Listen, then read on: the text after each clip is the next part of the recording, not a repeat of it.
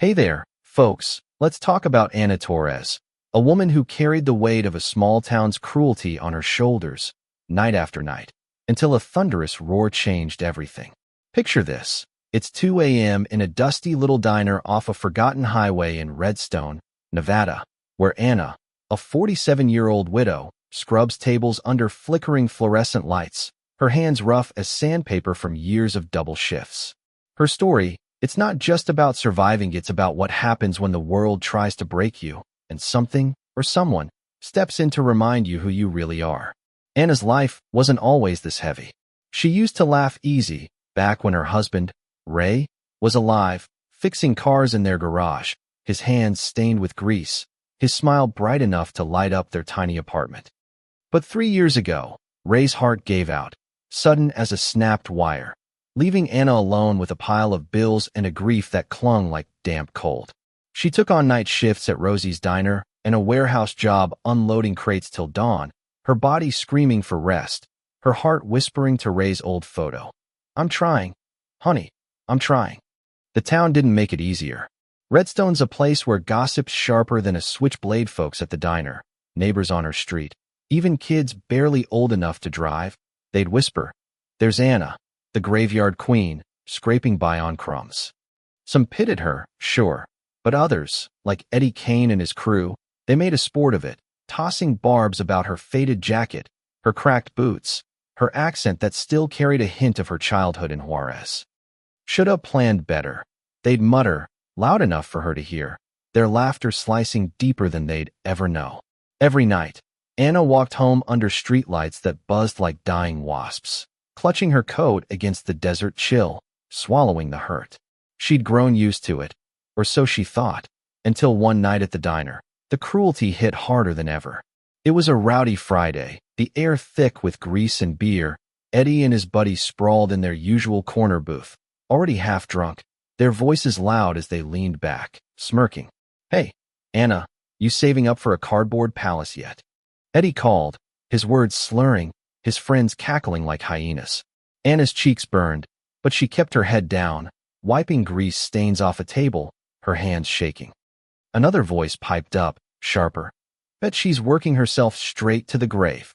The whole diner laughed, even the younger waitresses, too scared to stand up for her, giggled nervously. Ana's throat tightened, the insults piling up like stones in her chest, and for a moment, she thought she'd break right there, just shatter into pieces on that sticky linoleum floor.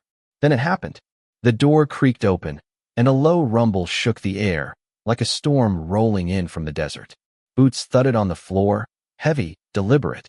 The laughter died. Ana froze, rag clenched in her hand, as a group of men walked in leather vests, patched with skulls and wings, faces carved from years of sun and road. The Hell's Reapers, 67 of them, their motorcycles idling outside, a chorus of thunder that made the windows rattle. The diner went quiet, forks hovering, breaths held. Eddie and his crew shrank in their seats, their grins gone sour. The lead biker, a guy with a gray ponytail and scars like a road map, scanned the room, his eyes landing on Ana. She braced herself, expecting trouble, but he just nodded, like he already knew her pain. "We're eating here tonight," he said, his voice rough as gravel, and the whole place felt the weight of it. Ana handed out menus, her hands trembling, waiting for the chaos these guys were known for. But they surprised her. They said, "Thank you," when she poured coffee, tipped her more than the meal cost, their voices low, respectful. It was strange, almost unnerving, after years of being invisible or mocked. As she refilled a cup, the gray-haired biker, his name was Cal, leaned in, his eyes sharp but kind. "They give you hell, don't they?" he said, not a question, just a fact. Ana forced a smile. "Just words, you know, nothing new." Cal's jaw tightened. "Words can cut worse than a blade, Ana. Don't let him tell you different." Her breath caught. No one had spoken up for her since Ray, and here was this stranger, seeing her, really seeing her. Eddie's crew wasn't done, though. Emboldened by beer, one of them sneered, "What's this, Ana? Got yourself a biker boyfriend now?" The laughter started again, sharp and cruel, but it didn't last. Cal stood, his chair scraping loud, and every Reaper in the place turned their heads, 67 pairs of eyes locking onto Eddie's booth. The air felt electric, like the moment before a lightning strike. Cal walked over, slow, boots echoing, and leaned down, his voice low, deadly calm. You think it's funny, picking on a woman who works harder than you'll ever know? How about you laugh at someone who can hit back? Eddie tried to play it cool, chuckling. Just messing around. Man, no harm done. Cal's eyes didn't blink. Then shut your mouth, or I'll make sure you remember her name for the rest of your miserable life. The diner was a tomb silent, heavy with shame. Eddie's crew stared at their beers, mute, and Anna, standing by the counter, felt her heart pound, not with fear, but with something new, something fierce. When the Reapers left, Anna locked up, her hands moving on autopilot, but her mind was spinning. She stepped into the cold night, tears blurring the stars, whispering to Ray, I'm so damn tired. Love, I don't know how much longer I can do this. Behind her, an engine growled softly. Cal was there, leaning on his bike, watching her.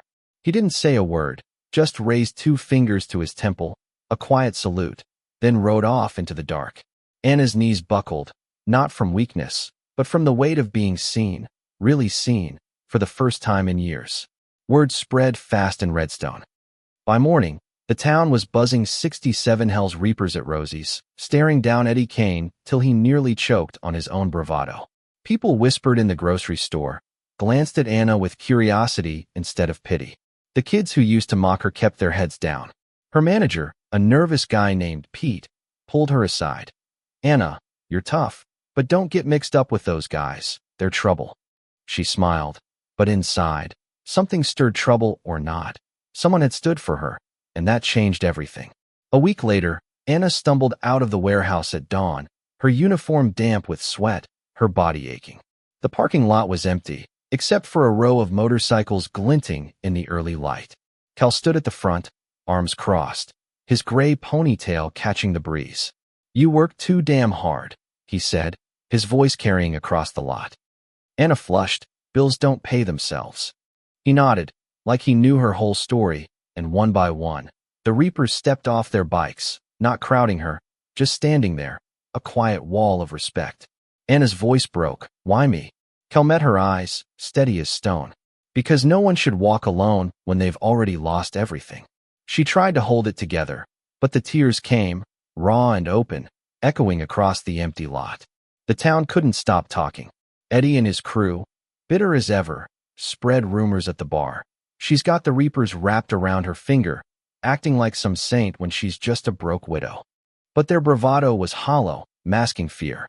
The Reapers weren't just Monty, were a force, and Eddie's crew got reckless, mocking Anna louder, thinking they could break her again. They didn't know what was coming. The next Friday, the diner was packed, the air thick with chatter and clinking glasses. Anna wiped tables, her hands steady but her eyes flicking to the door. Eddie swaggered in, smirking. Saving our booth, Anna? Before she could answer, the ground shook, dishes rattled, and 67 motorcycles roared into the lot, headlights blazing like a wildfire. The Reapers filed in, Cal at the front, his face unreadable. Here for dinner, he said, but everyone knew it wasn't just about food. Eddie laughed, nervous. What's this, Anna? Your babysitter's back. Cal stepped closer, the room holding its breath. We're here to eat, but you keep running your mouth, and dinner's gonna be the least of your problems. Anna set the coffee pot down, hard, the clang cutting through the silence. Something in her snapped, not in defeat, but in fire. I'm done, she said, her voice shaking but clear, carrying through the diner. I've worked every night since Ray died, just to keep a roof over my head, and you laugh, Eddie, because I keep going, because I won't quit. You think that makes me weak? You've never carried real weight. The room froze. Even Eddie looked stunned, his smirk gone. Anna's eyes burned, tears brimming but her voice steady. Every insult, every sneer, it just shows you're too small to understand strength. Cal stood, slow, deliberate, and every Reaper followed, their boots like war drums. He leaned toward Eddie, voice low. You think cruelty makes you big? Real strength is standing when life tears you apart and still walking. Eddie's hand shook, his bravado crumbling. Come on, boys, we're out, he muttered, shoving past Anna, his crew slinking out, swallowed by the roar of engines outside. When the door shut, Anna stood there, tears streaming, not from shame, but release. Cal called her over, sliding a folded paper across the table. She opened it, hands trembling. A deed to a small house on the edge of town, paid in full. No, I can't, she whispered, voice breaking. Cal shook his head. It's not charity, Anna, it's respect. You fought harder than most men I know. She collapsed into a chair, clutching the deed, sobs escaping. For years, she'd carried grief alone now. 67 strangers had cracked her walls with one act of solidarity. The town never forgot. Anna moved into her house, a modest place with a sagging porch, but to her, it was everything. A note from the Reapers waited inside. This house is built on respect. May it remind you your dignity can't be stolen. She lit a candle by Ray's photo, whispering, "We're home, love." The Reapers checked in, fixing a fence, sharing a beer, never asking for thanks. Cal said it best one night. We've all lost something, Anna, and when we see someone carrying that pain, we don't let them walk alone. Anna wasn't the same. She still worked, still grieved, but she walked taller, her gaze steady. Eddie's crew faded from Redstone, their shame a ghost that lingered. Some folks whispered the Reapers went too far, protecting a woman who'd never asked for it. Others said Anna deserved every bit of that respect, maybe more. What do you think? Was it justice, or did it stir up more trouble than it solved? Drop a comment. Share your take. Have you ever seen someone stand up for another like that, or felt the weight of a town's judgment? Hit that like button, subscribe, and let's keep telling stories of folks who find light in the darkest nights.